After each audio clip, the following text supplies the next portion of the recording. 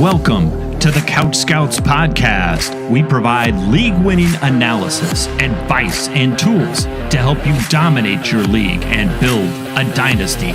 Scout, draft, win. Here's your host, Matt Cooper.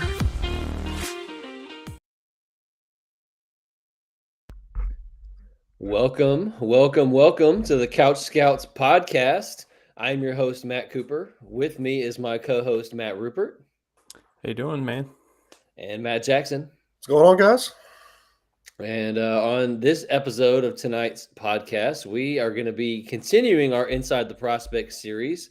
If you've been following along with us since December when we started breaking down these rookies, we have been going one prospect a week, getting in the tape.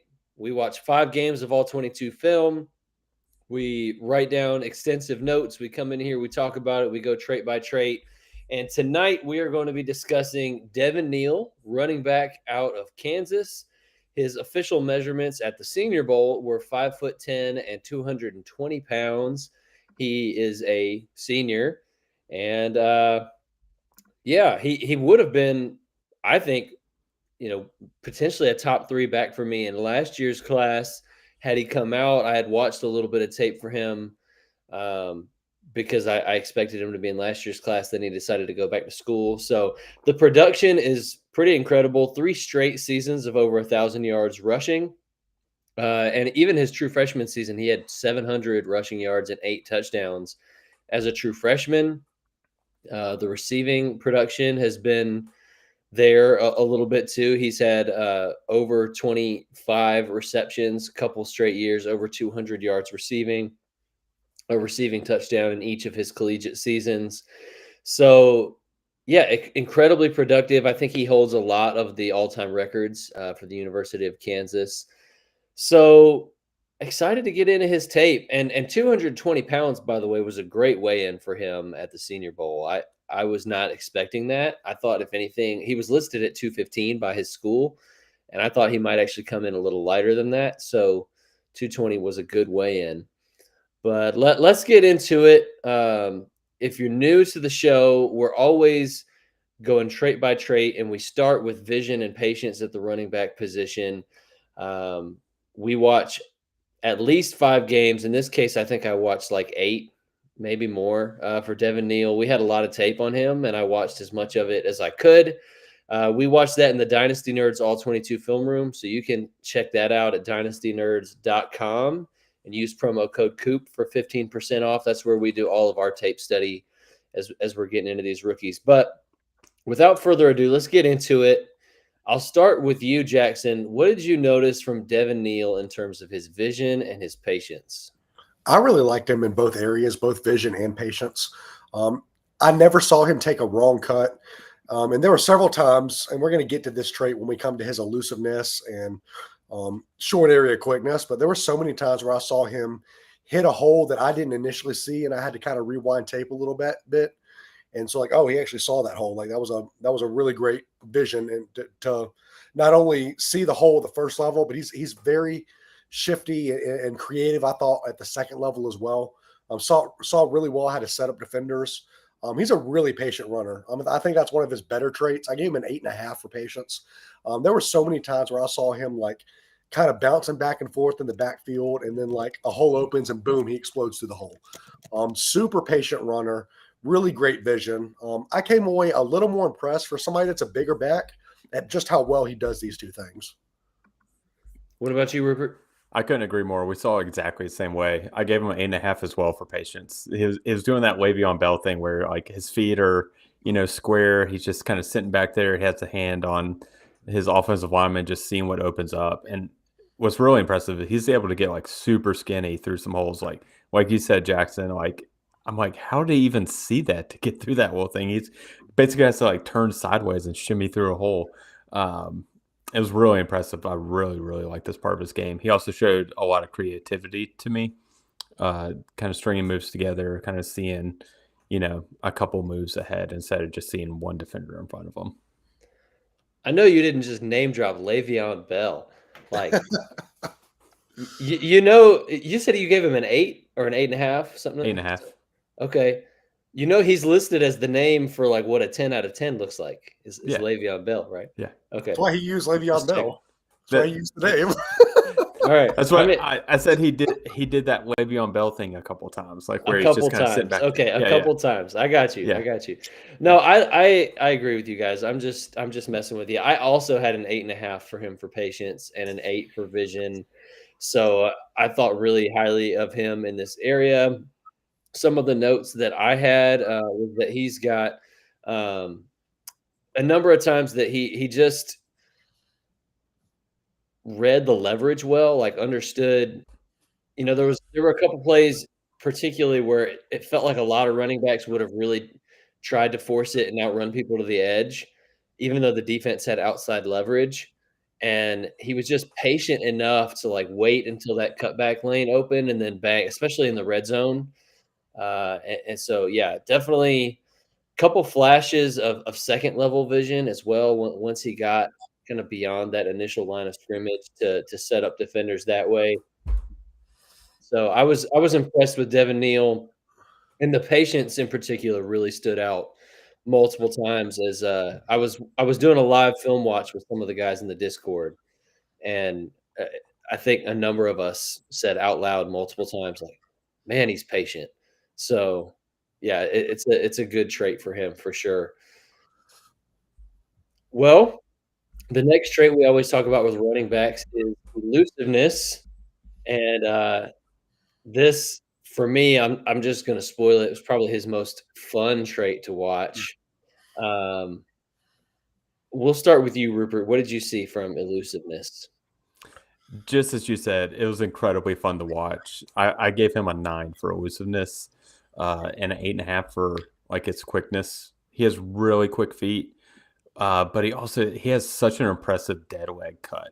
Like he just plants one foot and he stops immediately and goes the opposite direction. It's what we like to call this, or not we like to call, but people like to call the stop foot, go foot.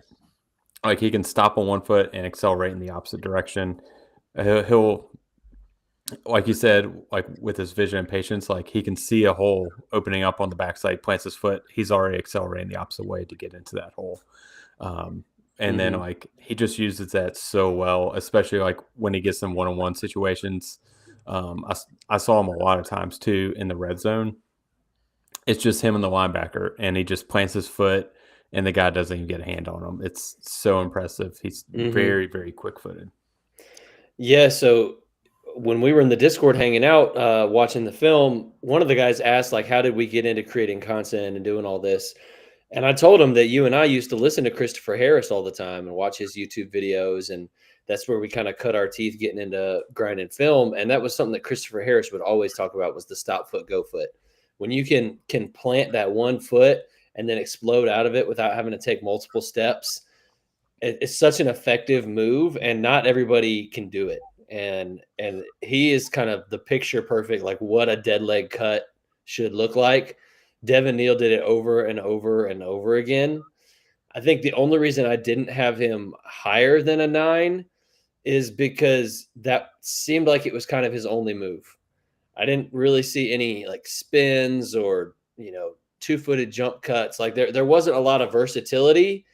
He just had that go-to dead leg cut, but it was, he's a one-trick pony, but it's a dang good trick, man. It is filthy. I feel like we're underselling it a little bit, though, because, like, let's keep in mind the dude is 220 pounds.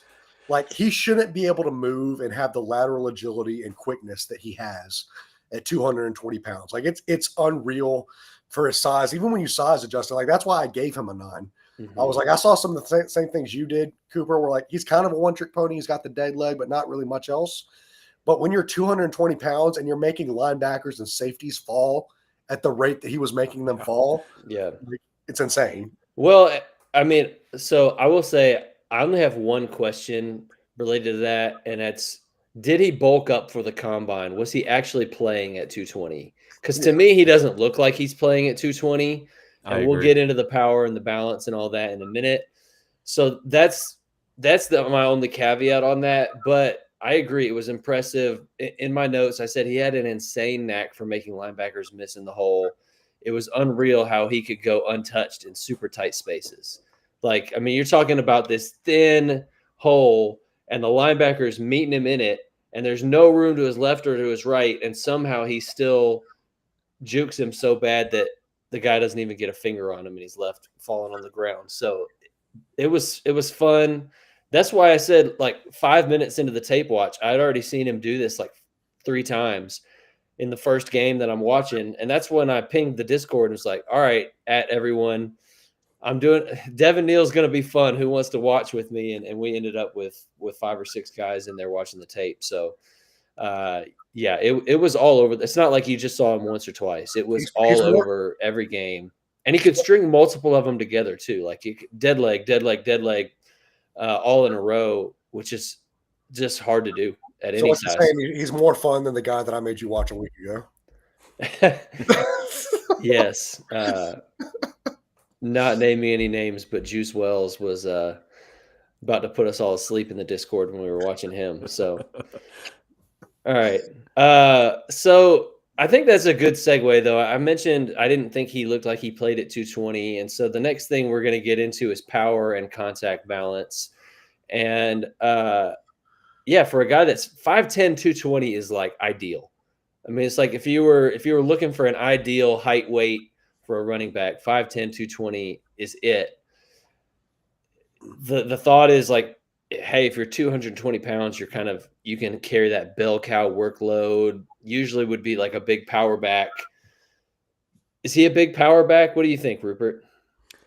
Not at all. I couldn't agree more that I was watching the tape. I was like, he looks like he's more 210 max is kind of what I was thinking in my head. He just didn't really have that element to his game. I agree. I feel like he must have bulked up some for the Senior Bowl to win at 220. I was more disappointed in the contact balance, being that he has such strong legs to be able to do those dead leg cuts.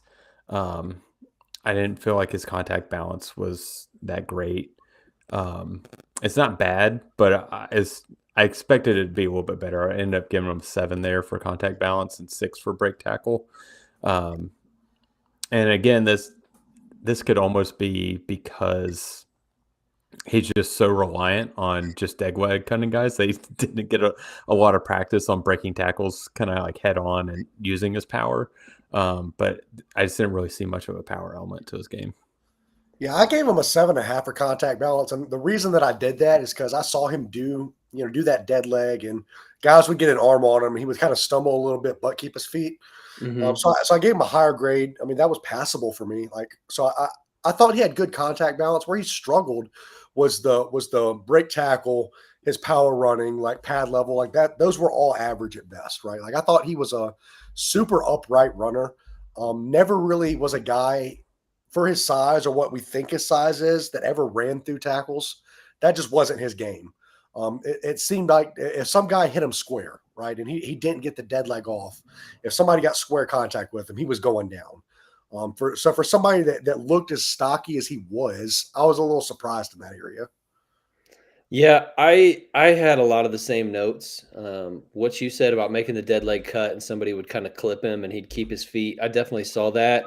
And I saw a lot of times where he would keep his legs moving to drag a guy for a few extra yards at the end of the run, particularly when he was up to speed, when he could kind of convert speed to power on the second level. There was one run against Kansas State where he dragged 2 guys for 9 yards into the end zone. And I was like, oh, there's some power. But it didn't feel like that was all over his tape. I didn't think he broke too many tackles at all. And he wasn't great at pushing the pile. I think a lot of that had to do with the pad level. I need to look and see what grade did I give him for pad level. I gave him a 6 with a 6 for break tackle. And I gave him a 7 for power and a 7 for balance. So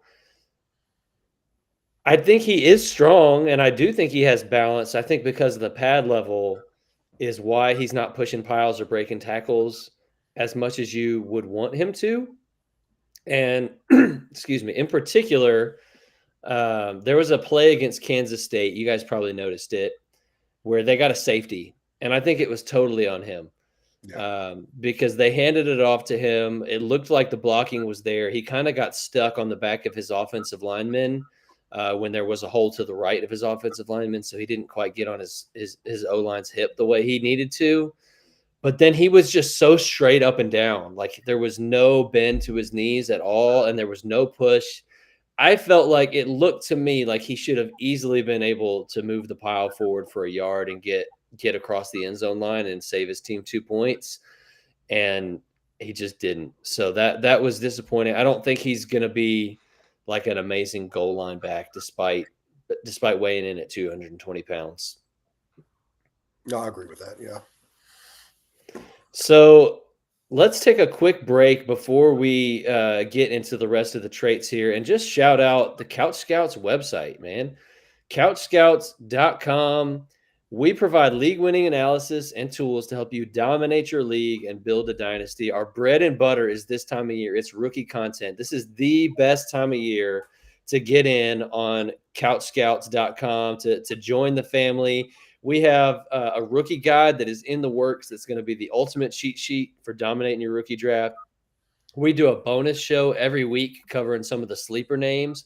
So tonight we're going to be talking Trevor Etienne on a bonus show just for our members.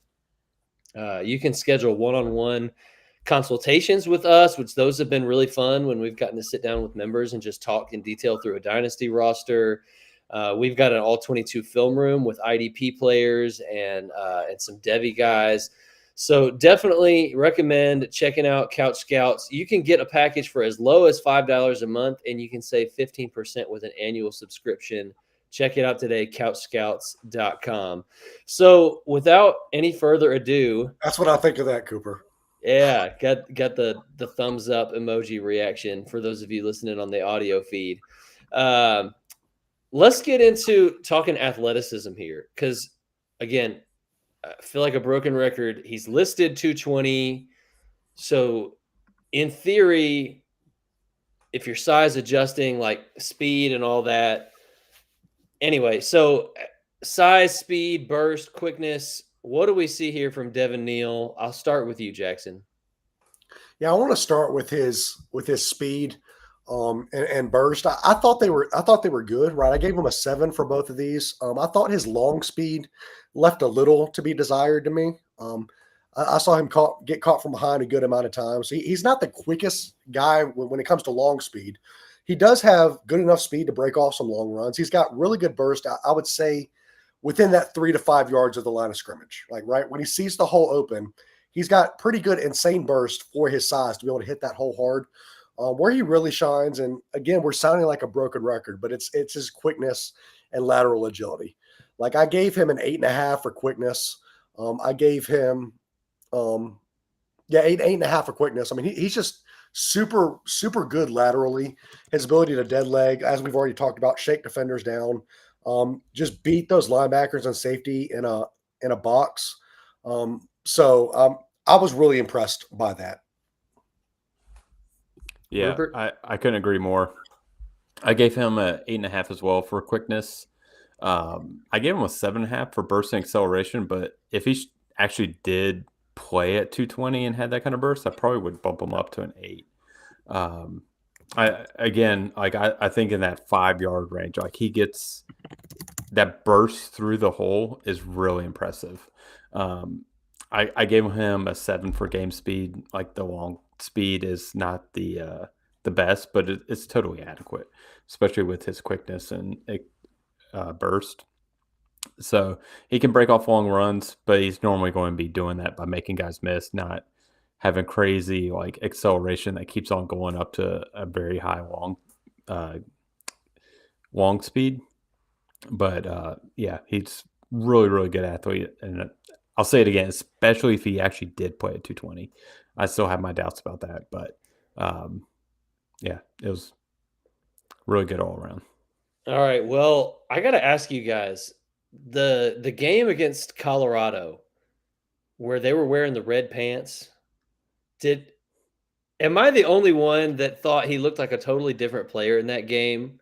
Like he looked chunky and thick and slow. Yeah. And it was like, Did he gain 15 pounds from the previous week? Like what He had what happened? he had too much pasta in pregame. Too many carbs, Coop. I don't know, but he had 200 yards and 3 touchdowns in that game, plus another 87 through the air and a 4th touchdown receiving. So it was a pretty dang good game. Oh no, he never blew me away with his speed though. Like his speed wasn't ever No. something that I was like, that's incredible. No, it didn't for me either. I had him at a 7 for speed and a 7 for burst. So I felt like it was okay. He re-accelerated well out of cuts. His burst is maybe slightly above average. It's not amazing. I think his burst out of a cut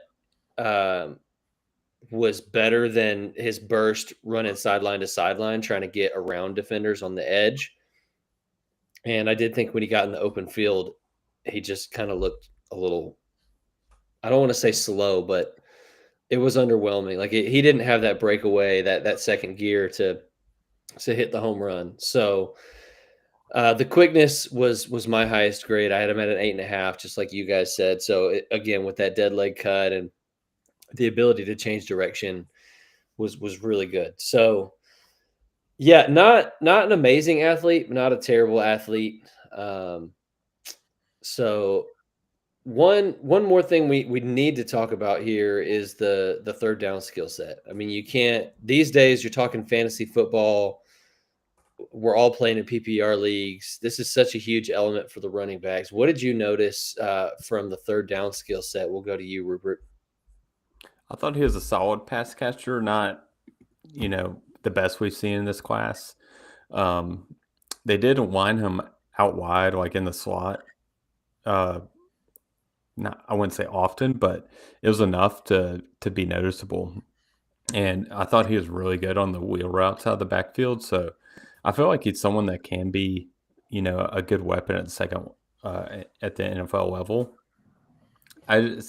With his pass protection, I just thought it was solid. Like pass fail grade, I'd pass him. But it's just not on the level of some of the other guys we've seen in this class. So overall, like I'd say it's not something that's going to separate him from the rest of these running backs, but it's not something that's going to be a detriment to him. I'd say in the pass blocking, like he was passable, but like for me, it was barely. Like I gave him a 6.5 for pass blocking. I saw some really good moments where like he would engage a blitzing linebacker up the A gap or defensive end around the edge. He would engage him and hold that block really well. But there were also times where like he just looked lost. He would miss a blocking assignment and Daniels would have to kind of run for his life a little bit. Like it was a mixed bag. Like it was passable, but like it's not something that what was overly great. Now I'll agree with you that the pass catching, I think that worked really well for him. He had soft hands. I saw several times that he made a man miss in the open field after turning with the ball and heading upfield. Mm-hmm. So I really like that area's game, but pass blocking was not a strength in my opinion for him. Yeah, similar observations here. This is not a guy that's going to be, if you're looking at 3 tiers, which is how I look at it, you got the guy that's a total like bricks for hands. He's got to come off the field. You can't trust him. You've got passable, like he can catch all the check down stuff, reliable hands, can get some yak, but he's not running routes. And then the third tier, you've got like, this guy's a weapon. You can split him out wide, put him in the slot, whatever. He's that chess piece that's moving all over the board. I've got Devin Neal pretty squarely in that second tier. Yeah. Like soft hands, but nothing really except for check downs and screens and stuff. Like he's not doing a bunch of stuff down the field. I don't think he's got that in his bag. But he's dangerous in space. So like you said, Jackson, a bunch of times they threw it out to him on that check down, and then he brought out that nasty dead leg cut. Yeah. And all of a sudden, it's a 15-yard gain because he made the first guy to get to him miss. So that was good. As far as the pass protection, I had him at a 6. Exactly what you said, Jackson. I don't need to repeat all of it, but there were some plays that he looked really good. And then particularly the Kansas State game was not good. Like they were heavy blitzing and he just wasn't picking them up. At the end of that game, I felt like there were like 4 or 5 plays in a row where I was like, that was a bad rep. That was a bad rep. That was a bad rep. So Kansas State, they figured out, hey, if we blitz, Devin Neal can't pick it up, and they were killing his quarterback. So that was a little bit concerning for me. I had him at a 6, but he did give effort, and He didn't there look were completely some lost. there were some good reps for sure. Yeah. So, yeah, we'll stop there. That's a good summary, I think, of him. Like you're looking at a guy. I guess we should give our overall observations here. So I'll give mine. My total score on him when all was said and done is a 74.95. Now, I feel like we're saying this every week because this class is just so much better. Yeah. But that would have been like a top 2 grade for me in last year's class. That's a good, respectable score. It doesn't necessarily stand out of the pack in this year's class, but a 74.95 for me is right on the borderline between a flex option and a fantasy starter. And I think a lot of that's going to depend on a draft capital, landing spot, all of that kind of stuff. But I liked him. I think he's a good, patient, between the tackles runner with good elusiveness, some decent enough power element to his game. Like he's a well-rounded player. He can catch passes. He doesn't have any grades for me that's like below a 6. So a lot of times you've got the guy that's an archetype that's like, oh, he's a 9 for elusiveness, but he's a 5 for power, or vice versa, or whatever. Devin Neal's at least a 6 in every category on our grading sheet. So he's a good, well-rounded player that I think definitely can find himself a role at the next level. And if he's got the right draft capital, I'm going to be real interested in him as a 2nd-round rookie pick. You guys agree with that assessment? Yeah, I got him at a 74.2, which puts him right there at flex auction, almost fantasy starter, right where you have him. And I feel comfortable with that. What he does well, he does really well. So he's somebody that, like, middle of the 2nd round in rookie drafts, depending on landing spot, like, I feel comfortable with him right there. So definitely somebody that you need to be paying attention to. Yeah, I actually came in with the highest grade at 75.4. And just seeing this and knowing that he could have come out last year, I feel like he may have lost some money in the NFL draft. I'd be very interested to see how early he would have gone last year if he came out. I think what's interesting, like the grades that we've done so far, like we've got 1, 2, 3, 4, 5, 6 guys right now, all within 6 or 7 points of each other at the running back position. Like when we say that this class is deep, like it's deep with a lot of really good guys. So yeah, like just what you said, Rupert, like it's maybe not the best business decision to be in this draft class, but he's still a great commodity to be paying attention to. And just to piggyback off that, I've already said it multiple times. I feel like my final rankings is going to vary so much based on landing spot because these film grade scores are so close for so many of these guys. It's really, who has juiciest landing spots going to fly up the rankings. For sure. Well, this has been a fun show. I hope you guys enjoyed listening to us talk about Devin Neal. Want to give a quick plug as we sign off here. We have a free Discord, no strings attached. We just want to get to know the people that listen to our podcast. There's over 200 members in there. It's really active. There's a dynasty startup mock draft going on right now that some members just felt like doing. So they're doing a mock draft startup, and it's a fun place to find new leagues to play in. We talk trades, we react to news during the season. There's start sits. When we get into prime rookie draft season, we've got an on the clock channel where people are going to be posting their on the clock decisions. It's a fun place to be. So definitely join the Discord. Leave us a 5-star review on whatever podcast app you're using, and check out our new podcast. If you missed it last week, we started a brand new podcast here on the main channel. It'll be releasing every Friday morning, called the Couch GM Podcast, part of the Couch Scouts family. And, a GM needs a good scout to do his job well, but scouting's only half the battle. So the Couch GM podcast, we're going to be covering the more strategic side of managing a dynasty roster rather than the nitty-gritty scouting details. Currently, we are actually reviewing and reacting to a Superflex rookie mock draft that we did in the Discord a few weeks ago. So we did round 1 last week. We're going to be picking up with round 2 this week, and really excited about that show. So I'm also very excited for Friday. That was a really fun first episode, and I'm already ready to see episode 2 on the second round of that mock. It was a lot of fun. Glad you enjoyed it, man. I love, shout out Skip Newton, our new co-host on that show, one of my good friends in this industry, and really glad he agreed to do it with me. So thank you guys for listening. You can find me on Twitter/X at CouchScoutsFF. You can find Mr. Rupert at Matthew Rupert FF, and you can find Mr. Jackson at Devy Matt, DEVY